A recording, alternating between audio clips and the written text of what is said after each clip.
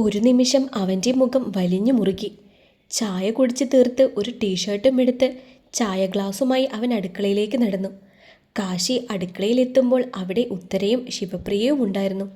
കയ്യിലുണ്ടായിരുന്ന ഗ്ലാസ് തട്ടിലേക്ക് വെച്ച് കാശി അവരുടെ നേരെ തിരിഞ്ഞു. ചായ കുടിച്ചോ മോനെ? ആരാ പ്രിയമ്മേ എൻ്റെ മുറിയിൽ കയറിയത്? എന്താടാ, എന്തു പറ്റി?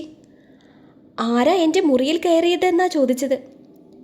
ഞങ്ങളാരും വന്നില്ല. പിന്നെങ്ങനെ എൻ്റെ മുറിയിലുണ്ടായിരുന്ന തുണികളെല്ലാം മടക്കി വെച്ചത്? അതാരാ? ഞങ്ങളല്ല, ചിലപ്പോൾ ശ്രീകുട്ടിയായിരിക്കും. ശ്രീകുട്ടിയോ? അതാരാ? ഇവിടെ ജോലിക്ക് നിൽക്കുന്ന കുട്ടിയാ. അവൾ ചായ കൊണ്ടുവരാൻ മുറിയിൽ വന്നായിരുന്നു. അവളായിരിക്കും തുണികളെല്ലാം മടക്കി വെച്ചത്.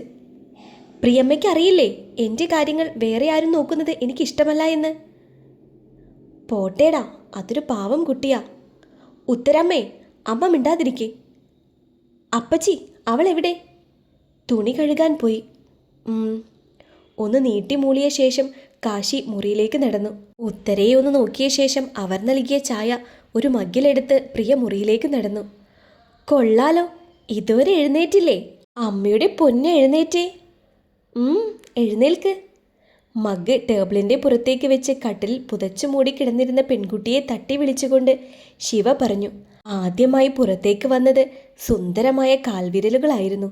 നിരയായി വെട്ടിയൊതുക്കിയിരിക്കുന്ന നഖത്തിൽ ഭംഗിയായി അടിച്ചിരിക്കുന്ന ചുവപ്പ് കളർ നെയിൽ പോളിഷ്. തൻ്റെ മുഖത്തുണ്ടായിരുന്ന പുതപ്പ് വലിച്ചു മാറ്റി ആ പെൺകുട്ടി എഴുന്നേറ്റ് മൂരി നിവർത്തി. മോളെ, കുളിക്കണ്ടേ നമുക്ക്? ഹിമ അതിനായി തലയാട്ടി. ബാത്റൂമിൽ കുളിക്കണ്ട, മോള് കുളിക്കാൻ ആവശ്യമായ എല്ലാം എടുത്ത് മമ്മിയുടെ പുറകെ വാ.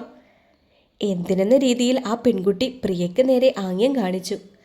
അവിടെ തറവാട് കുളമില്ലേ, അവിടെ കുളിക്കാൻ. ആകാംക്ഷയോടെ ആ പെൺകുട്ടി ശിവയുടെ കയ്യിൽ അമർത്തി പിടിച്ചു. മോള് പോയി എല്ലാം എടുത്തുകൊണ്ട് വാ. പ്രിയയും ഹിമയുമായി കുളിക്കാനുള്ള എല്ലാ വസ്ത്രങ്ങളും എടുത്ത് കുളത്തിലേക്ക് നടന്നു. അവിടെ എത്തിയപ്പോഴേ കണ്ടു കുളത്തിൻ്റെ വക്കത്ത് നിന്ന് തുണി കഴുകുന്ന ശ്രീകുട്ടിയെ. ഇടുപ്പിലായി കുത്തി നിർത്തിയിരിക്കുന്ന ധാവണിയുടെ പാവാട കുളത്തിലെ വെള്ളം കൊണ്ട് ആകെ നനഞ്ഞിരുന്നു. മോളെ. തമ്പുരാട്ടി. ഏയ്, എന്നെ അങ്ങനെ വിളിക്കരുത്. അത് അങ്ങനെ. അമ്മയെ പോലെയാ ഞാനും. പ്രിയമ്മേ എന്ന് വിളിക്ക്. ശ്രീകുട്ടി, ഞാൻ പരിചയപ്പെടുത്തിയില്ലല്ലോ, ഇതെൻ്റെ മോള്. പ്രിയയുടെ അടുത്തേക്ക് ചേർന്ന് നിൽക്കുന്ന പെൺകുട്ടിയെ ശ്രീകുട്ടി അടിമുടി നോക്കി. വെളുത്ത മെലിഞ്ഞ ഒരു കുട്ടി. കഷ്ടിച്ചു പോയാൽ 21 വയസ്സ് തോന്നും. നീണ്ട കോൽമുടി കളർ ചെയ്തിരിക്കുന്നു. അലങ്കാരമായി ഒന്നുമില്ല. മൂക്കിൽ ആകെയുള്ളൊരു വെള്ളാരങ്കല്ല് മൂക്കുത്തി. ശ്രീകുട്ടി ആ പെൺകുട്ടിയെ നോക്കി ഒന്ന് പുഞ്ചിരിച്ചു.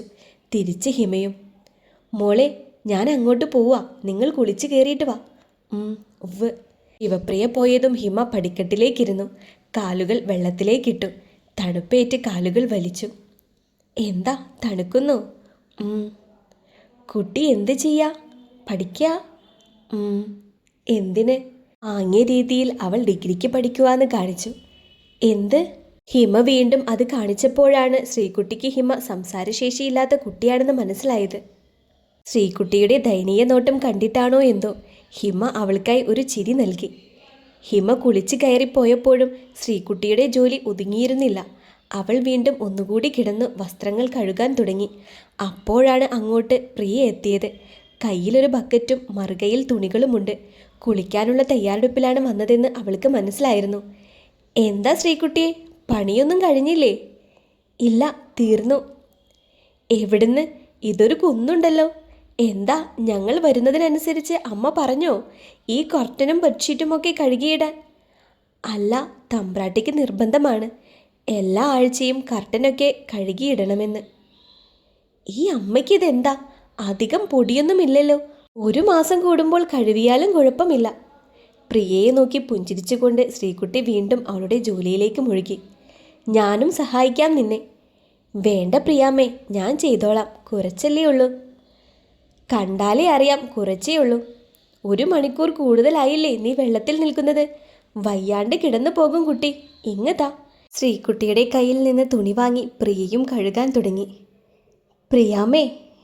എന്താടാ? ഞാനൊരു കാര്യം ചോദിച്ചാൽ ദേഷ്യപ്പെടൂ എന്നോട്? എന്താ മോളെ, കാര്യം പറ. അത് പറ. ഹിമചേച്ചി, എന്താ പറ്റിയേ? പ്രിയ നേർത്തൊരു ചിരി ശ്രീകുട്ടിക്കായി നൽകി. താല്പര്യമില്ലേ വേണ്ട പ്രിയാമ്മേ, ഞാൻ വെറുതെ ചോദിച്ചതാ. എൻ്റെ വിവരക്കേടായി കൂട്ടിക്കോ. ഇല്ല മോളെ, അവൾ സംസാരിക്കാത്ത കുട്ടിയാ. ജന്മനാ? അല്ല, എൻ്റെ മോള് നന്നായി സംസാരിക്കുമായിരുന്നു. ഒരു കിളിക്കാമ്പെട്ടി. 4 വർഷം മുൻപാണ് എൻ്റെ മോളുടെ ജീവിതം ഇങ്ങനെ മാറി മറിഞ്ഞത്. എന്ത്? 4 വർഷം മുൻപ് കാശി UK-യിൽ MBA ചെയ്യുകയായിരുന്നു. അവിടെ തന്നെ പോയി MBBS പഠിക്കണമെന്ന് വാശിയായിരുന്നു ഹിമയ്ക്കും. അങ്ങനെ അവളുടെ വാശി നടന്നു. കാശി താമസിക്കുന്ന സ്ഥലത്ത് നിന്ന് അടുത്ത് തന്നെയായിരുന്നു ഹിമ പഠിച്ചിരുന്ന കോളേജ്. എന്താവശ്യമുണ്ടെങ്കിലും കാശി ഓടിയെത്തും അവളുടെ അടുത്ത്. UK-യിൽ പോയിട്ട് ഏകദേശം 1 വർഷം കഴിഞ്ഞിരുന്നു. പെട്ടെന്നാണ് ഞങ്ങളെ തേടി ഒരു കോൾ എത്തിയത്. അവിടെ ഉണ്ടായ ഒരു റാഗിങ്ങിനിടയ്ക്ക് മോള് മാനസികമായി തകർന്നു. എൻ്റെ കുഞ്ഞിനെ കാണാനായി ഓടിയെത്തിയ ഞാൻ കണ്ടത് മാനസിക നില തെറ്റിയ എൻ്റെ മോളെയാണ്.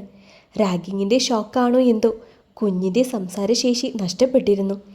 പിന്നെ അവളെ ഞങ്ങൾ നാട്ടിൽ കൊണ്ടുവന്നു. ഏകദേശം 1 വർഷം ഇവിടെ ചികിത്സിച്ചു. ഭേദമായി കഴിഞ്ഞപ്പോൾ പക്ഷേ ഹിമയുടെ സംസാരശേഷി മാത്രം തിരിച്ചു കിട്ടിയില്ല. പിന്നെ ബാംഗ്ലൂരിൽ തന്നെ ഡിഗ്രിക്ക് ചേർത്തു. അമ്മേ, എന്താടാ? എന്നോട് ക്ഷമിക്കണം, ഞാൻ അറിയാതെ. എന്തിനാ മോളെ? പോട്ടെ, ഇപ്പോൾ തുണിയൊക്കെ കഴുകി കഴിഞ്ഞില്ലേ? മോള് മുറിയിലേക്ക് ചെന്ന് കുഞ്ഞിനെ ഒന്ന് നോക്കുമോ? കുഞ്ഞോ? ശ്രീകുട്ടി നെറ്റി ചുളിച്ചിരുന്നു. ആ, കാശിയുടെ മോള്. കാശിയേട്ടൻ്റെ മോള്? ശ്രീകുട്ടി പതിയെയാണ് പറഞ്ഞതെങ്കിലും ശബ്ദം ഉച്ചത്തിലായി പോയിരുന്നു.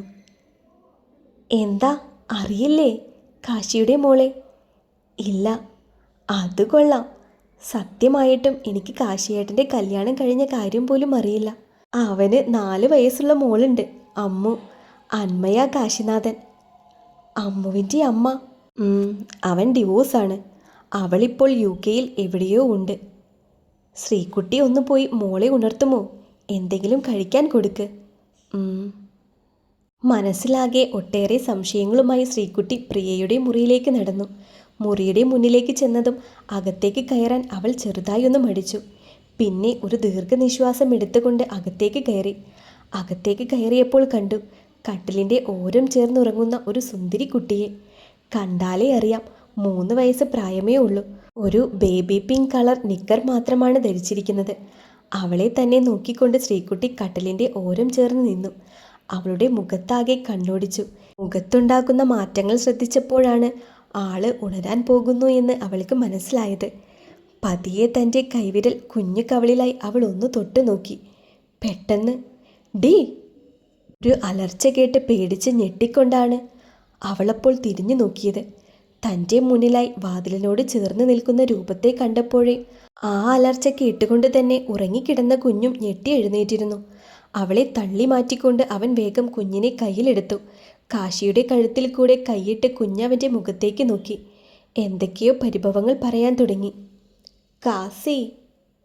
എന്താ അച്ഛൻ്റെ പൊന്നെ? കാസി എന്തിനാ ദേഷ്യപ്പെട്ടേ? അച്ചോടാ, എൻ്റെ ചക്കരയോടല്ല അച്ഛ ദേഷ്യപ്പെട്ടെ. ദേ, ആ നിൽക്കുന്ന ആളെ കണ്ടോ? ആ വേലക്കാരിയോടാണ് അച്ഛ ദേഷ്യപ്പെട്ടെ. അപ്പോഴാണ് അമ്മു കാശിയുടെ പിറകിൽ അവരെ തന്നെ നോക്കി നിൽക്കുന്ന ശ്രീകുട്ടിയെ കണ്ടത്. ആരാ കാസി ഇത്? അത് നിന്റെ പേരെന്താടി? അവരെ തന്നെ നോക്കി നിന്ന ശ്രീകുട്ടിയോട് കാശി ചോദിച്ചു.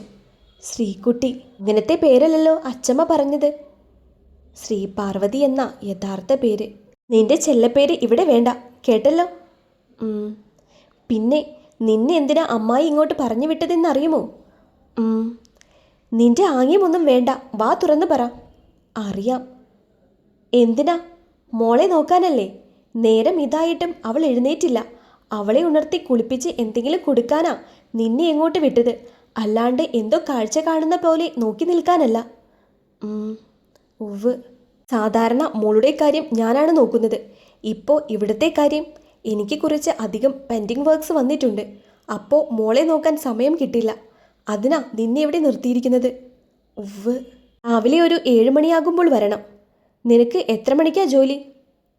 8:15 വന്നാൽ മതി. ഇനി അങ്ങനെ വേണ്ട, കുഞ്ഞിനെ നോക്കാനുള്ളതാ, നേരത്തെ കാലത്ത് വരണം. ഉവ്. പിന്നെ ഈ വീട്ടിലെ കാര്യങ്ങളൊന്നും വേറെ നീ നോക്കണ്ട. എന്താ? നിനക്ക് മനസ്സിലായില്ലേ? ഈ വീട്ടിലുള്ള കാര്യങ്ങളൊന്നും നീ ചെയ്യണ്ട എന്ന്. മോളെ മാത്രം നോക്കിയാൽ മതി. ഇപ്പോൾ പൊക്കോ, ഞാൻ അവളെ കുളിപ്പിച്ചോളാം. താഴേക്ക് വരുമ്പോഴേക്കും മോൾക്കുള്ള ഓട്സ് എടുത്ത് വെച്ചേക്ക്. ഓട്സ്? അതും ഉണ്ടാക്കാൻ അറിയില്ലേ? ഇല്ല. ചൂട് പാലില്ലേ? ഉവ്. ഇതിലേക്ക് ഓട്സ് ഇട്ടാൽ മതി. അടുക്കളയിൽ ചെന്ന് അമ്മയോട് ചോദിച്ചാൽ എടുത്തു തരും. ഇന്നലെ വന്നപ്പോൾ ഞങ്ങൾ അതൊക്കെ കൊണ്ടുവന്നു. അത് കുറച്ച് ആഡ് ചെയ്തിട്ട് കുറച്ച് ഹണിയില്ലേ, തേന്, അത് ചേർക്കണം കേട്ടല്ലോ. എന്നാ പൊക്കോ. ശ്രീകുട്ടി തിരിഞ്ഞു നടന്നു. അപ്പോഴാണ് അവളുടെ കാതിലേക്ക് ആ ശബ്ദം വീണ്ടും ഒഴുകിയെത്തിയത്. കാസി, പാറു പോയോ? അതാണോ കാസി അമ്മ? തന്നെ അമ്മ എന്ന് അഭിസംബോധന ചെയ്തതിൽ നടന്നു വിറച്ച് മുൻപോട്ട് നടന്ന ശ്രീകുട്ടി അല്പനേരം നിന്നു. വീണ്ടും കാശിയെക്കുറിച്ച് ഓർത്തപ്പോൾ പുറത്തേക്കിറങ്ങി. കാസി, പറ. അത് മോളെ, നിന്റെ അമ്മ. മോൾക്ക് എന്തിനായിപ്പോൾ അമ്മ? ഞങ്ങളൊക്കെ ഇല്ലേ? ഇല്ല, കിൻഡർ ഗാർഡനിലെ ഫ്രണ്ട്സൊക്കെ അമ്മയുടെ കൂടെയല്ലേ വരണേ. അതിനെന്താടാ, മോൾക്ക് അച്ഛയില്ലേ? കാസി പറഞ്ഞല്ലോ അമ്മ നാട്ടിലുണ്ടെന്ന്. അപ്പോൾ അത് പാറു ആലേ? ഈ കുട്ടി എങ്ങനെ എൻ്റെ മഹാദേവ പറഞ്ഞു മനസ്സിലാക്കുന്നേ? എൻ്റെ അമ്മയല്ലേ, അച്ഛയുടെ പൊന്നല്ലേ. നോക്ക്, അത് മോളുടെ അമ്മയല്ല. ആണ് ആണ്. അമ്മു, അച്ഛ ദേഷ്യം പിടിപ്പിക്കരുത്. എൻ്റെ അമ്മയാ ഈ കൊച്ച്. ആണ് പോരെ. കാശി പാറു അമ്മയാണെന്ന് സമ്മതിച്ചു കൊടുത്തപ്പോഴേ അമ്മുവിൻ്റെ കരച്ചിൽ അടങ്ങിയിരുന്നു. ആ നിമിഷത്തിലെ സമാധാനത്തിന് വേണ്ടി കാശി ഒരു നുണ പറഞ്ഞതാണെങ്കിൽ പോലും അമ്മുവിൻ്റെ മനസ്സിൽ അമ്മയെന്ന ഒരു രൂപം പതിഞ്ഞുപോയി.